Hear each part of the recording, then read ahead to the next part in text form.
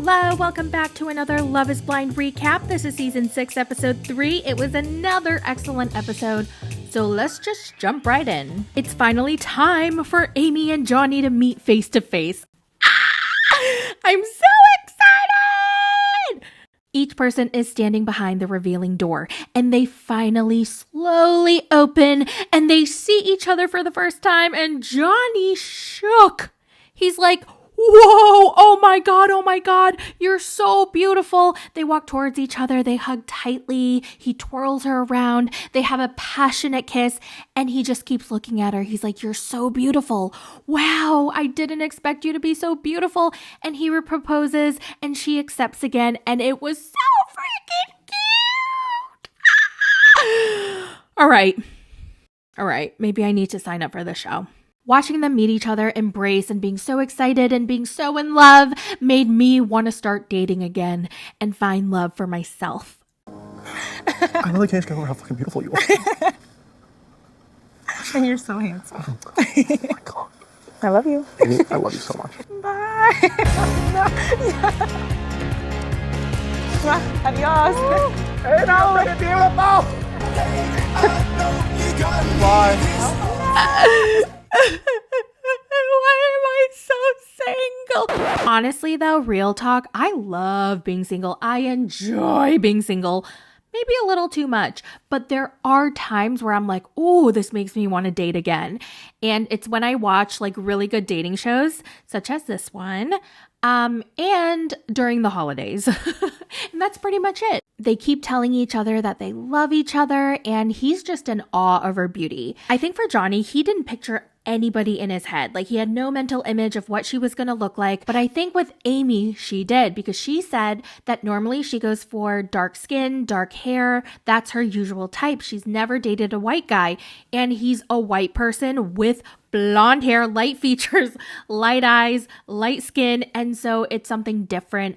And she just had to kind of process it and match the voice with the face and just get used to everything and take it all in. She does say later in the episode that the more she spends time with him, she finds him more and more attractive. So that is love, y'all, okay? I keep wanting to jump into a story time, but you know, I'm going to keep it about the recap. Okay, sorry, I just have to put chapstick on because, I have to lather the shit on because my lips get so dry from talking. Now, in the women's living quarters, Laura shares all her best dating techniques. Now, according to her, the one that works the best is when you're at the bar and then you find a guy that you really like or think is hot, and then you stare intensely at them. Just like stare at them and do not break eye contact. And that pretty much gives them the signal to approach you. Now, I'm pretty sure that only works on men because if I were at a bar and a guy stared at me like that without breaking eye contact, I would call the po-po. And I would be like, sir, please come and protect me because I have a stalker.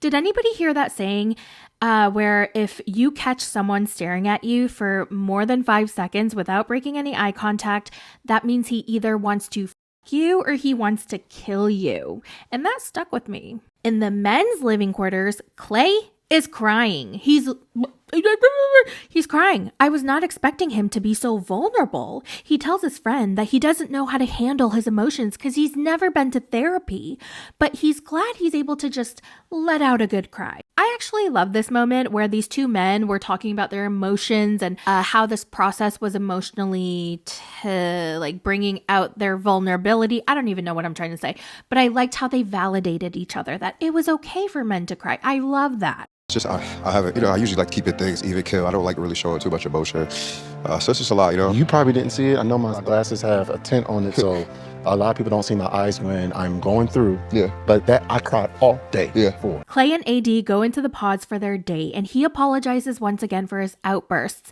And he says, it's really hard for me to express myself, and once I did, you told me that you had a connection with someone else, and that made me feel like I wasn't good enough for you. And she says, you really triggered something in me from my past. I do not like being yelled at. And he apologizes again, and he acknowledges that he should have communicated better. Now, it's so interesting because he kind of does a 180. He tells her, listen, I'm actually very sensitive inside and I build up walls as a defense mechanism, but I'm trying to get better. And she's like, oh my God, the fact that you could even admit that you're a sensitive person is already progress. And I'm like, damn, girl, set the bar higher. You said, AD, I just want to be real with you. I'm not getting down on one knee. I'm not moving forward if I don't feel confident in your looks. I did say that. If I'm wrong, I'll definitely admit that I'm wrong. But I just want to let you know I'm always going to fight for you, and I have strong feelings for you. At the end of the day, I'm not going to just give up like I normally would do. I'm going to keep fighting because I know you're someone special. Like, I'm all about you, and, you know, I'm ready to take this ride, and I'm getting better for you, you know? And he admits that he cried earlier, and she was like, oh my God, I love that. And she did say something that I do agree with, that it's actually stronger when you do let yourself cry because, well, I'm not talking about the wah, wah, like bitching and moaning and complaining about everything, but I'm talking about like people who think crying is weakness, but it's really not, because it's actually easier to not cry. Because you're avoiding your feelings and your emotions. You're kind of throwing it under the rug and not confronting it because you don't want to deal with it. It's actually harder to let yourself cry and to confront those feelings. It's a lot of work to have to process all that emotion. I know I roasted him in my last recap, but he won major points for me in this episode. I know. I still think, like, deep down inside, I feel like he's a boy, okay? I know he's boy. I feel like I can't really trust him, but because he's so cute, I can't help myself. It's time for Kenneth and Brittany's date. And he set up some lights on the ceilings. Well, it's probably the producer or the producer's assistants, but it was his idea probably. So she goes into the pod. There are lights on the ceiling. There's a delicious salad waiting for her. She's so excited about the salad. I have never seen anybody so excited to eat salad. Like, that could never be me. They sit down. They have a great conversation. They do discuss race. He confirms that he's black and she confirms that she's white, and they already had assumed that about each other. And then they talk about sex, and they both say they want to wait until marriage. On their next date, he proposes and she accepts. Brittany, Karen Mills, will you be my wife?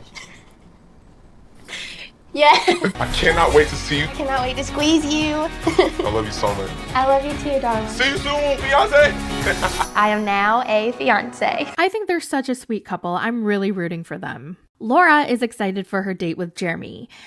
She knows that he's also dating Sarah Ann, but Sarah Ann doesn't know that he's dating Laura too. So I guess Sarah Ann is way more vocal about it in the living quarters. And she's like, oh my God, my date with Jeremy. But Laura is kind of tight-lipped, so she doesn't really say anything and she just listens. She learns on her date with Jeremy that he has sleep apnea. So he sleeps with a CPAP machine, and she's like, oh wow, that's so hot. And I was actually shocked because I thought sleep apnea was an overweight people thing, because I got sleep apnea after I gained a bunch of weight. I never had it before. So yeah, I guess skinny people can have sleep apnea too. Jeremy talks about the life he wants with his future family, and he goes into detail, honey. He thought about it for a long ass time. Like, he put a lot of thought into this. There was a lot of description, and I thought it was very sweet and cute. Next, he has a date with Sarah Ann, and their conversation is quite different. She talks about how she loves Botox and her fillers, and she loves taking pictures. And she's like, I hope that if I ask you to take pictures of me, like, you're not going to be like, ugh, and you're just going to take them in different angles. And basically, she wants an Instagram husband. And he goes, oh, okay, so you like taking a lot of pictures. I'm just curious, how many followers do you have on Instagram? And she's like, oh my God, is that a deal breaker? And he goes, no, just like how much? And she goes, 4,000. And he goes, oh my God, 4,000. And she's like, oh, but that's really mostly from TikTok, because on TikTok I have 31,000. Oh my God, 31,000. Holy cannoli. Oh my, are you famous? Oh my God, that's so many followers. And then Jeremy talks about how his father meant so much to him and he passed away. And whenever he's in town, he tries to visit his father's grave. And then he asks her, would you like to visit him with me? And that was like, that pretty much confirmed that he's going to choose her. In the living quarters, Jessica's crying to a friend. Was it Mackenzie? She's always seen talking to Mackenzie, but I can't remember off the top of my head if it was Mackenzie. But anyway, she's crying and she's telling her friend that she's in love with Jimmy and she's so scared that he's not going to pick her. She sees herself marrying this dude and having his babies. Then they have their date in the pods and she brings up social media. She basically tells him that she doesn't want him to follow any Insta thoughts or Insta hoes because it's been a problem for her in her previous relationships. And I'm thinking, I feel like this is way too soon to start making demands of him because it's not like he did anything wrong. She didn't catch him in anything.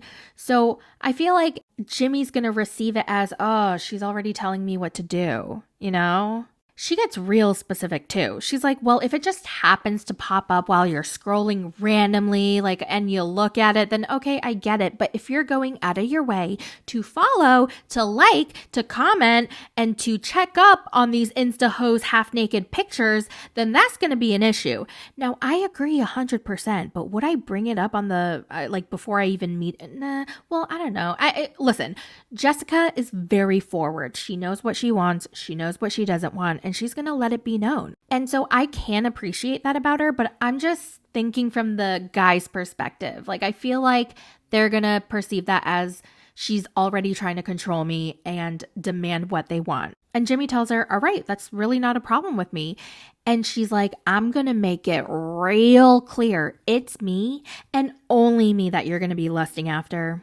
You will say it how it is. Like, I appreciate that about you so much. That's why I'm drawn to you. I'm here to find a wife. And you have me in a freaking chokehold with your words. Like, the way you talk to me, you understand what I need, and I give it to you.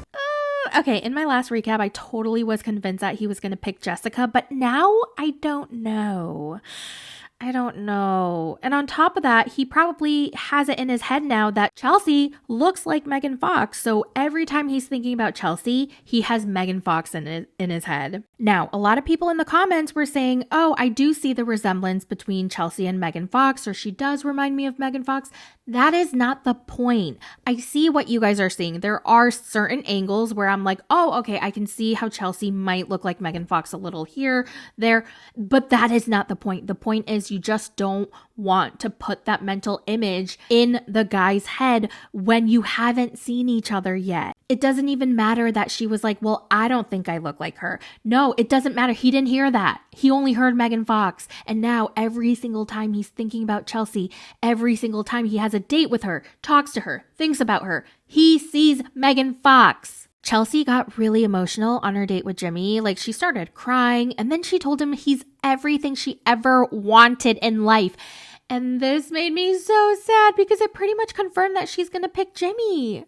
But what about Trevor? My Wreck-It Ralph.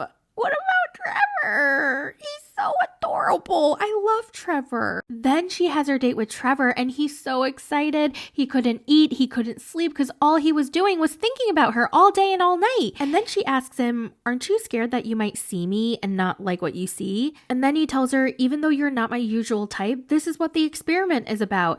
And it doesn't even matter because I love you. You don't have fears that, like, if we see each other, you don't like me? You mean if you're not like my typical type? Yeah. Well, that's what the experiment is. No, I'm not scared of that. Because I love you. Yeah. I love you. I need to go on this show. Where do I sign up? Where do I sign up? Somebody get me the damn application. How do you feel that I said that? I wish you knew how I feel. That makes me, I don't even know. I can't even find the words. The way she responded to Trevor, it just absolutely confirmed that she is definitely not choosing him. She's like, oh my God, I wish you could see my face. I feel like I'm going to faint. Like, I don't know what to say. I think I'm going to pass out. And I think she knew in that moment that it wasn't him because she cried and they were not happy tears. They were sad tears because she was going to have to break his heart. After her date with Trevor, she goes back into the living quarters and she starts to sob. She breaks down. All the girls gather around her to try to console her. And then she's like, Trevor told me that he loves me. Like, he's so sweet, but I also have feelings for Jimmy. And then Jessica hears this and she's like, and she can't handle it. And she just walks away and she goes to the kitchen and she drinks her wine and just stares at the group of girls. She can't handle that Jimmy is debating between her and Chelsea. And that is the end of the recap for episode 3. What are your guys' thoughts? Oh my God. By the way, I know a lot of people think the pods are really boring, but I love the pods.